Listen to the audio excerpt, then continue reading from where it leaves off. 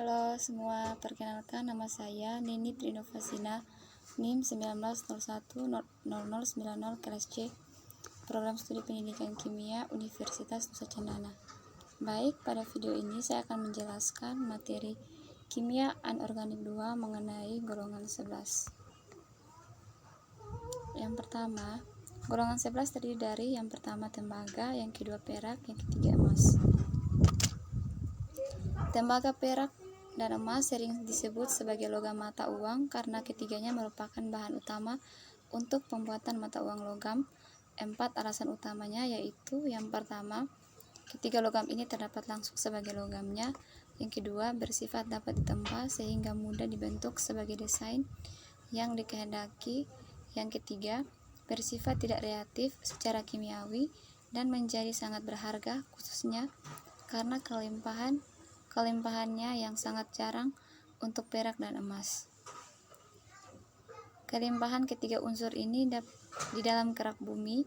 Selanjutnya, tembaga atau koper adalah salah satu unsur logam berbentuk kristal dengan warna kemerahan dan nama kimianya cuprum, dilambangkan dengan Cu.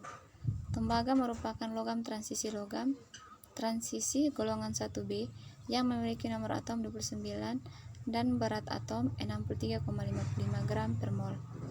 Tembaga di alam banyak ditemukan dalam bentuk persenyawaan atau sebagai senyawa padat dalam bentuk mineral. Yang pertama, tembaga. Sifat kimia logam tembaga adalah sebagai berikut, yaitu: yang pertama, tembaga merupakan unsur yang relatif tidak reaktif sehingga tahan terhadap korosi. Yang kedua, pada udara yang lembab, permukaan tembaga ditutupi oleh suatu lapisan yang berwarna hijau yang menarik dari tembaga karbonat basah, Cu(OH2CO3).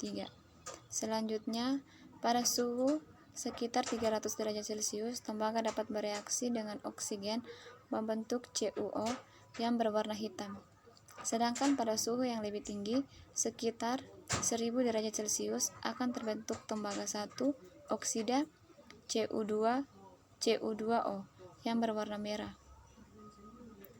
Kemudian, tembaga tidak diserang oleh air atau uap air dan asam-asam non-oksidator encer seperti HCl encer dan H2SO4 encer, tetapi HCl pekat akan mendidih menyerang logam tembaga dan membebaskan gas hidrogen.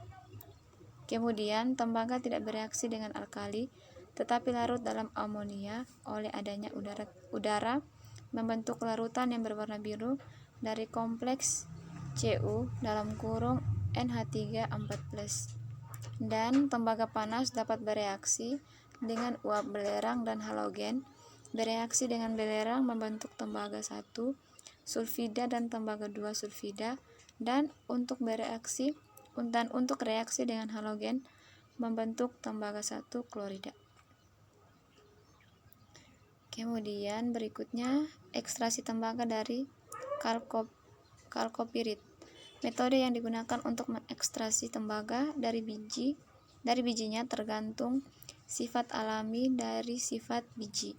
Biji sulfida seperti kalkopirit diubah menjadi tembaga menggunakan metode yang berbeda dari biji silikat, karbonat, atau sulfat. Kalkopirit adalah salah satu biji sulfida tembaga dengan rumus CuFeS2. Kalkopirit hanya sedikit mengandung tembaga dan harus dipekatkan, misalnya dengan flotasi buih.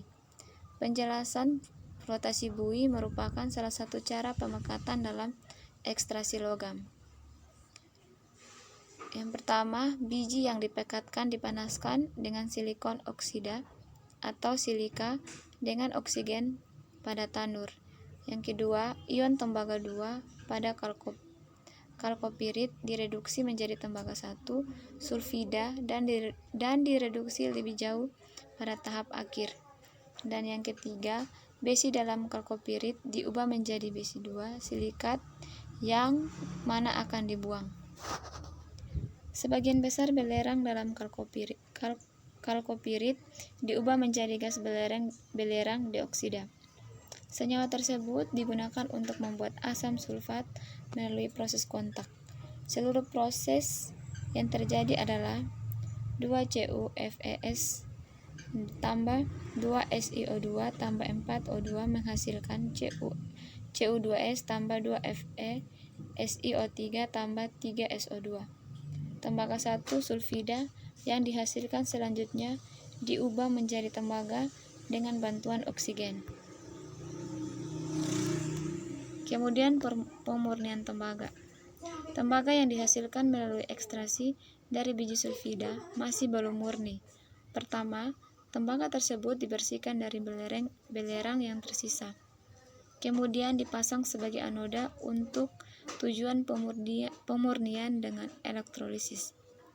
Pemurnian menggunakan elektrolit tembaga 2 sulfat, tembaga kotor sebagai anoda, dan batang tembaga murni sebagai katoda. Diagram singkat elektrolisis adalah sebagai berikut, bisa dilihat pada gambar ini. Pada katoda, ion tembaga 2 diubah menjadi tembaga Cu2+ tambah 2 elektron menghasilkan Cu solid. Pada anoda, tembaga diubah menjadi larutan sebagai ion tembaga 2. Cu solid menghasilkan Cu2+ tambah 2 elektron. Pengotor pada anoda akan terlucuti menjadi lumpur anoda, sedangkan katoda akan habis menjadi ion tembaga 2 yang selanjutnya akan diubah menjadi tembaga murni pada anoda.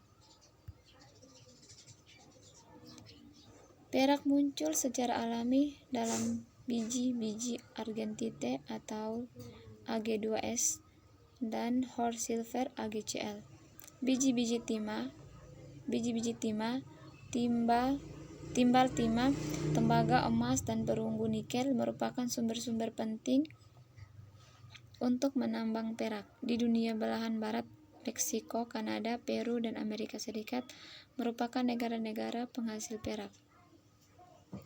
Yang kedua, perak. Perak juga dapat diambil dalam proses pemurnian tembaga secara elektrolisis. Perak yang dijual secara komersil mengandung setidaknya 9,9% perak. Perak murni dengan kandungan 99,999% juga tersedia secara komersil. Selanjutnya, perak murni memiliki warna putih yang terang. Unsur ini sedikit lebih keras dibandingkan emas dan sangat lunak dan mudah dibentuk, terkalahkan hanya oleh emas yang mungkin palladium. Perak murni memiliki konduktivitas kalor dan listrik yang sangat tinggi di antara semua logam dan memiliki resistansi kontak yang sangat kecil. Elemen ini sangat stabil di udara murni dan air, tetapi langsung ternoda ketika diekspos pada ozon, hidrogen sulfida, atau udara yang mengandung belerang. Dan yang ketiga, emas. Emas merupakan logam yang bersifat lunak dan mudah ditempa. Emas terbentuk dari proses magnetisme atau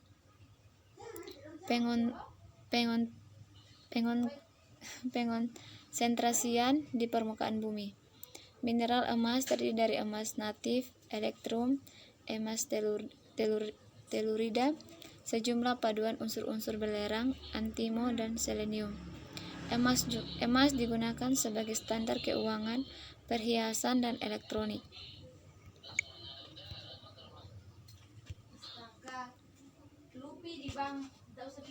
Demikian video singkat dari saya mengenai golongan 11. Sekian dan terima kasih.